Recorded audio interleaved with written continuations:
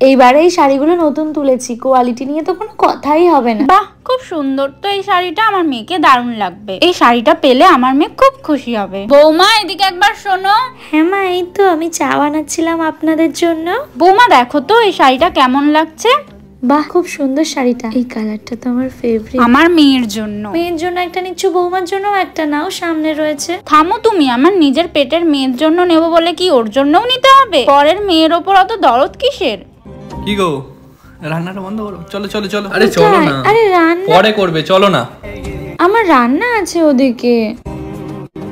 তোমার জন্য এই গিফটটা আনলাম, ওপেন করে দেখো। এটা কি? এটা তোমার গিফট। ওয়াও, পছন্দ হয়েছে?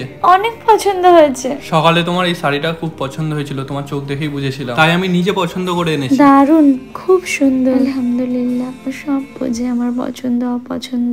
বাবা, তুই ওর জন্য শুধু শাড়ি এনেছিস? তুই কি করে পারলি? তোর বাড়িতে ছোট বোন আছে, তুই জানিস না?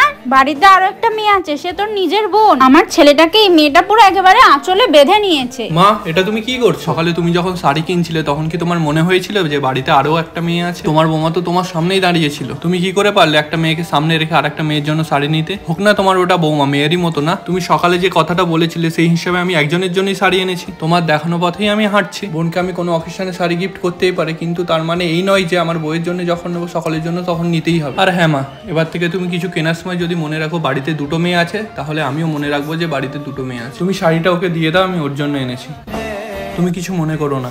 শাশুড়ি বৌমাকে মেয়ের চোখে দেখবে না, কিন্তু আশা করবে বৌমা তাকে মায়ের মতো সেবা করবে। এটা কি সম্ভব?